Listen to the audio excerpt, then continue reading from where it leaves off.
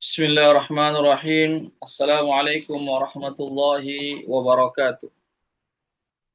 Alhamdulillahi rabbil alamin. Wassalatu wassalamu ala asyrafil anbiya'i wal mursalin. Wa ala alihi wa sahbihi wa man tabi'ahum bi ihsanin ila yaumiddin.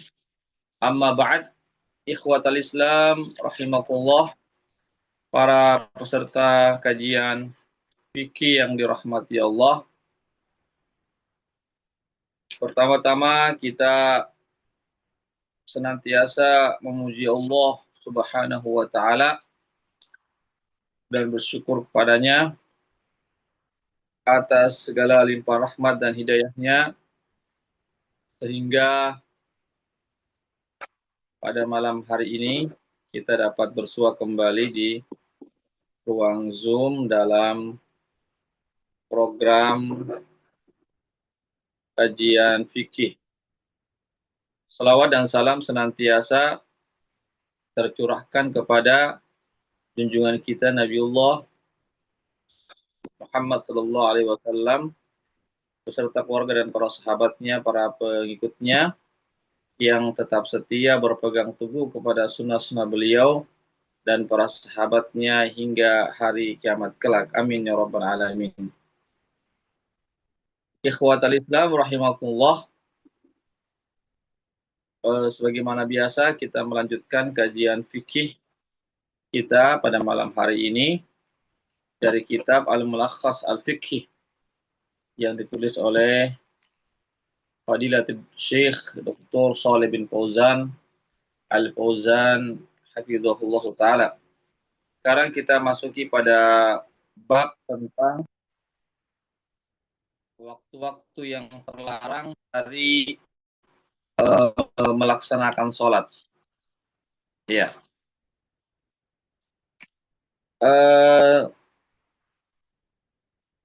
Telah disebutkan sebelumnya, ya,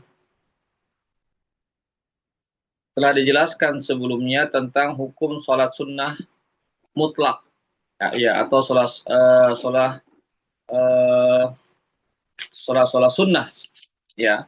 Pada bab-bab atau pada pertemuan-pertemuan sebelumnya kami sudah membahas tentang sholat sunnah, ya, sholat sunnah, ya. Kemudian pada bab ini penulis, ya, Syekh Al-Fauzan menyebutkan bahwasanya ada waktu-waktu yang terlarang untuk melaksanakan sholat sunnah, ya, kecuali apa yang dikecualikan, ya, yaitu ada 5 waktu yang terlarang seseorang melaksanakan sholat sunnah, ya. Jadi ada 5 waktu, ya, yang mana seseorang dilarang melaksanakan sholat sunnah. Yang pertama yaitu setelah masuknya waktu sholat subuh hingga terbitnya matahari, ya. Artinya ketika masuk waktu sholat subuh atau masuknya waktu fajar sampai terbitnya matahari, maka itu tidak boleh seseorang melaksanakan sholat sunnah, ya. Tidak, artinya sholat sunnah, ya, sholat sunnah mutlak maksudnya, sholat sunnah mutlak, ya. Hal ini berdasarkan hadis Rasulullah sallallahu alaihi wasallam, "Idza tala'al fajru fala salata illa raqa'atil fajr." Apabila telah, ya, masuk waktu fajar, maka tidak ada sholat kecuali 2 rakaat sholat sunnah, ya, kecuali 2 rakaat sholat sunnah,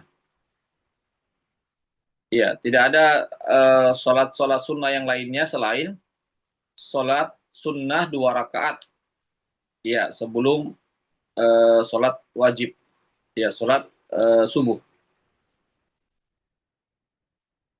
Ya. Oleh karena itu disebutkan dalam kitab ini fa idza tala'al fajru fa innahu la yusalli tatawwu'an illa ratibatal fajr. Apabila telah masuk waktu fajar, maka seseorang tidak boleh melaksanakan sholat sunnah kecuali sholat sunnah sebelum sholat wajib subuh.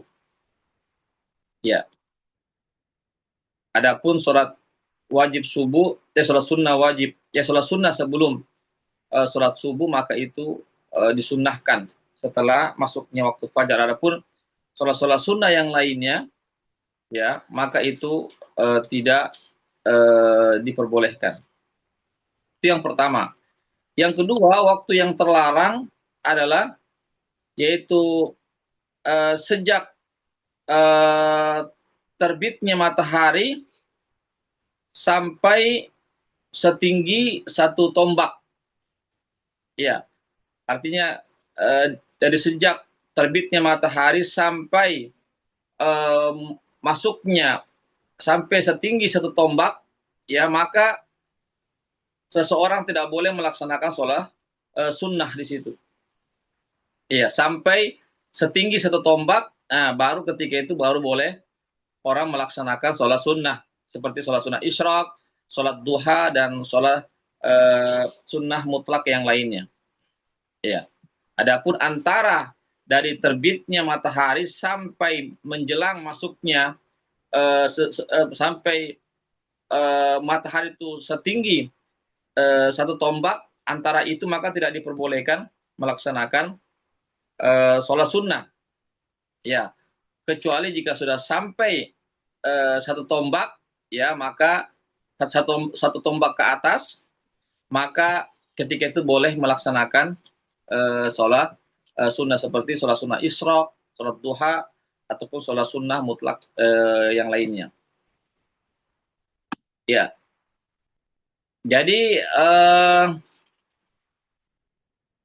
itu ya jelas ya sholat sunnah yang tidak waktu yang tidak diperbolehkan melaksanakan sholat sunnah. Itu ya, tadi bagian yang kedua atau waktu yang kedua. Waktu yang ketiga yaitu ketika matahari itu berada di tengah-tengah langit. Ya. Yaitu tepatnya pas di atas kepala kita. Ya, posisinya pas di atas kepala kita, maka ketika itu tidak boleh dilaksanakan sholat sunnah di situ. Iya, sampai tergelincir matahari ke sebelah barat. Ya, sampai tergelincir matahari ke sebelah barat. Ya, jadi ketika matahari masih berada posisinya pas di atas kepala kita, maka kita tidak boleh melaksanakan sholat sunnah. Ya, ini ikhwat Islam, azakullah. Hal ini berdasarkan hadis Rasulullah SAW dari perkataan Uqbah bin Amir, "Thalasu sa'atin kana Rasulullah SAW yanhana an nusalliya fihinna aw an naqbura fihinna mautana hina tatlu'u asy-syamsu bazighatan hatta tartafi' wa hina yaqumu qa'imu adh-dhahirati hatta tamilu asy-syams wa hina tatadayyafu asy-syamsu lil ghurubi hatta taghruba." Rawahu Muslim. Ya. Yang artinya Uqbah bin Amir, salah seorang sahabat Rasulullah sallallahu alaihi wasallam berkata, ada 3 waktu yang mana Rasulullah sallallahu alaihi wasallam melarang kami untuk melaksanakan sholat di waktu-waktu tersebut atau menguburkan mayit pada waktu-waktu tersebut. Yaitu ketika matahari ya terbit sampai setinggi satu tombak. Yang kedua ketika matahari itu ya berada di tengah langit sampai matahari itu tergelincir ke arah barat. Yang ketiga ketika matahari itu ya sementara terbenam. Ya sementara terbenam sampai betul-betul terbenam. Ini hadis sahih riwayat Imam Muslim. Ya, jadi berdasarkan hadis ini, ya waktu yang ketiga yang terlarang untuk kita mengerjakan sholat sunnah, yaitu ketika matahari itu berada di tengah-tengah atau pas di atas kepala kita, yaitu belum tergelincir ke arah barat. Ya.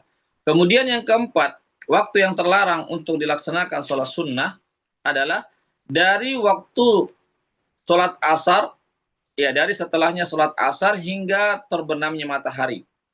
Ya artinya ketika seseorang sudah melaksanakan sholat asar, ya sampai terbenamnya matahari, maka tidak diperbolehkan melaksanakan sholat sunnah di waktu tersebut.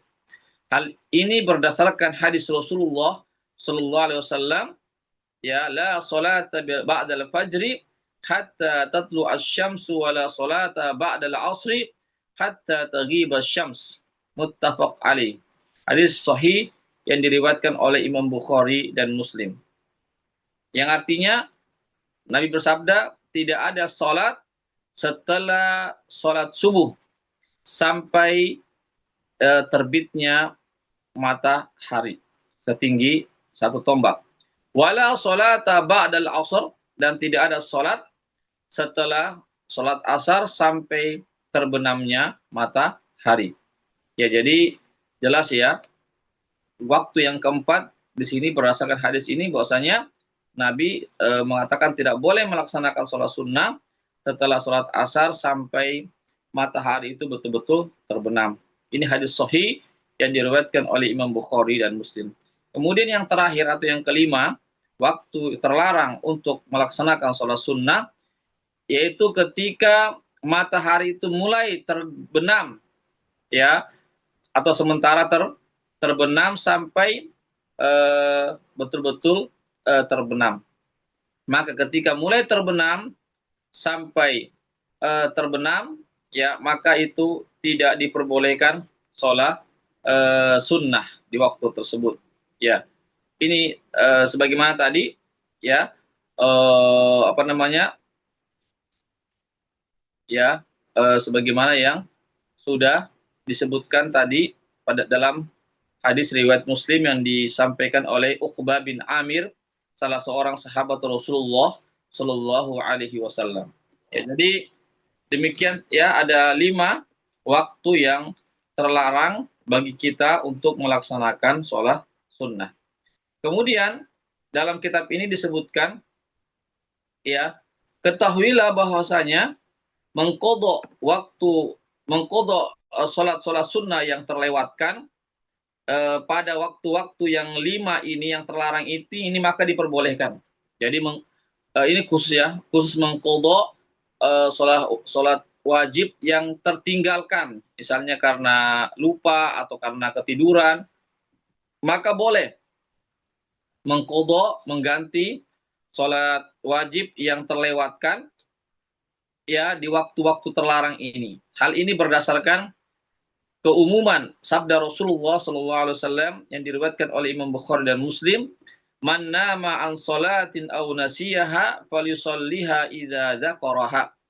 Barang siapa yang tertidur sehingga luput melaksanakan sholat atau lupa melaksanakan sholat, maka hendaklah dia melaksanakan sholat tersebut jika dia ingat. Ya, jika dia ingat atau jika dia terbangun, maka segera dia melaksanakan sholatnya. Ini menunjukkan kapan saja, ya, di waktu apa saja. Jadi menunjukkan bolehnya mengerjakan sholat atau mengkodok, ya, sholat wajib yang terlewatkan karena ketiduran atau karena lupa, meskipun di waktu-waktu yang terlarang tersebut. Ya, ini hadis sahih yang diriwayatkan oleh Imam Bukhari dan Muslim. Kemudian juga diperbolehkan, ya, melaksanakan, ya, sholat sunnah setelah tawaf. Ya, sholat sunnah 2 rakaat setelah tawaf di waktu-waktu terlarang tersebut. Ya. Ya, jadi memang kita disunahkan melaksanakan sholat sunnah 2 rakaat setelah tawaf, setelah tawaf di Ka'bah. Hal ini berdasarkan hadis Rasulullah SAW la tamna'u ahadan tawafa bihadzal baiti wa shalla ayata sa'atin sya'a min lailin aw nahar. Janganlah kalian mencegah seseorang untuk tawaf di rumah ini, yaitu di Ka'bah, dan sholat ya kapan saja yang dia kehendaki, baik malam ataupun siang hari. Ya, jadi hadis ini jelas bahwasanya tawaf di Ka'bah dan melaksanakan sholat sunnah 2 rakaat setelah tawaf, maka itu diperbolehkan kapan saja waktunya. Tidak ada larangannya, baik di malam hari ataupun di siang hari. Ini hadis sahih yang diriwayatkan oleh Imam Tirmidzi dan beliau mensahihkan hadis ini. Ya. Ya, jadi sekali lagi hadis ini memberikan izin dari Nabi atau ada izin dari Nabi untuk mengerjakan tawaf dan juga sholat sunnah 2 rakaat setelah tawaf pada semua waktu-waktu yang meskipun waktu-waktu yang terlarang. Ini ikhwatul Islam azakullah. Kemudian yang berikutnya diperbolehkan juga berdasarkan pendapat yang sahih dari 2 pendapat para ulama, ya, bahwasanya waktu-waktu yang terlarang tersebut yang 5 tadi itu boleh dikerjakan sholat-sholat sunnah yang ada sebabnya. Ya, sholat-sholat sunnah yang ada sebabnya boleh dikerjakan di waktu-waktu yang terlarang tadi, yang 5 tadi itu. Seperti apa? Sholat-sholat sunnah yang atau sholat ya bukan sholat sunnah juga ya. Ya sholat ada juga yang sholat fardu kifayah, yaitu seperti sholat jenazah. Sholat jenazah ini adalah sholat fardu kifayah, hukumnya fardu kifayah. Maka sholat jenazah ini bisa dikerjakan kapan saja meskipun di waktu terlarang. Ini berdasarkan pendapat yang kuat, ya, berdasarkan pendapat yang sahih dari 2 pendapat para ulama. Artinya ada perbedaan pendapat para ulama dalam masalah ini. Begitu juga tahiyatul masjid, ya, sholat sunnah tahiyatul masjid, yaitu penghormatan terhadap masjid, ini juga diperbolehkan dikerjakan kapan saja karena dia memiliki sebab. Itu apa sebabnya? Karena dia masuk masjid maka disunahkan untuk sholat sunnah penghormatan terhadap masjid. Ya, maka diperbolehkan sholat sunnah tahiyatul masjid meskipun di waktu-waktu yang terlarang. Begitu juga sholat kusuf. Sholat kusuf ini adalah sholat gerhana, ya, sholat gerhana matahari ataupun gerhana gerhana matahari ya, ataupun gerhana bulan. Itu juga diperbolehkan dikerjakan kapan saja, ya, waktu malam ataupun waktu siang, ya, tidak ada waktu-waktu terlarang karena sholat ini ada sebabnya. Gitu apa? Kenapa disunahkan sholat? Karena sebabnya karena terjadinya gerhana. Ya, jadi sholat jenazah, sholat tahiyatul masjid, sholat kusuf atau sholat gerhana ini ada termasuk sholat-sholat sunnah, ya. Namun diperbolehkan dikerjakan di kapan waktu saja meskipun masuk dalam kategori waktu terlarang, tapi karena sholat-sholat ini memiliki sebab, ya, maka boleh dikerjakan kapan saja. Ya, ikhwatul Islam azakullah. Jadi sholat jenazah, sholat tahiyatul masjid, sholat kusuf ini sholat-sholat yang memiliki sebab sehingga dia dikhususkan, dikecualikan dari pelarangan melaksanakan sholat di waktu-waktu yang terlarang. Jadi melaksanakan sholat di waktu-waktu terlarang itu adalah sholat ya sunnah mutlak maksudnya, ya, sholat sunnah mutlak. Adapun sholat sunnah yang ada sebabnya seperti sholat jenazah, sholat tahiyatul masjid, sholat gerhana, karena ini ada sebabnya sehingga dia dikecualikan. Artinya boleh dikerjakan meskipun di waktu-waktu yang terlarang. Ya. Jadi kesimpulannya, larangan Nabi melarang melaksanakan sholat-sholat sunnah di waktu-waktu terlarang itu hanyalah sholat sunnah yang tidak memiliki sebab, ya, yang kita sebut dengan sholat sunnah mutlak, ya, yang tidak ada sebabnya, maka itu dilarang untuk melaksanakan di waktu-waktu yang terlarang.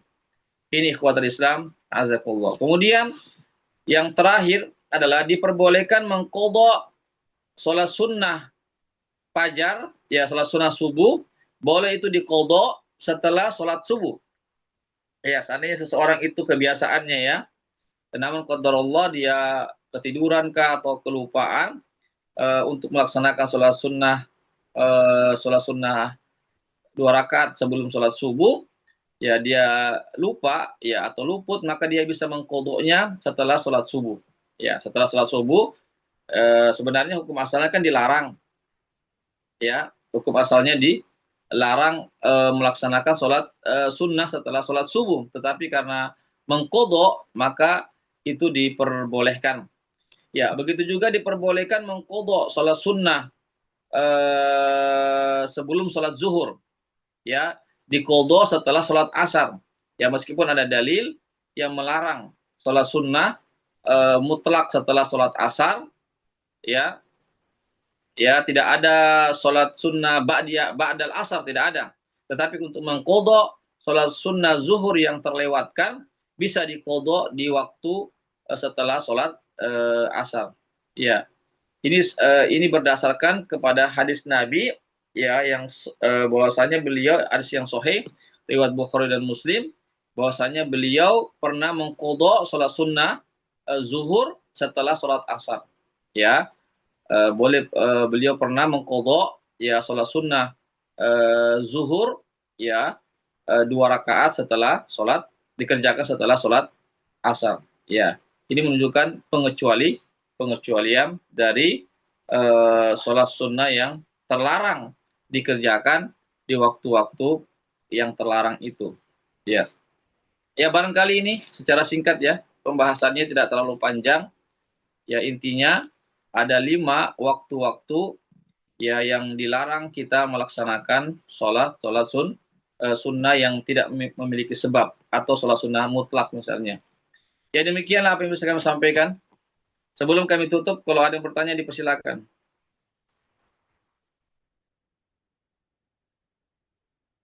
Ada yang mau bertanya?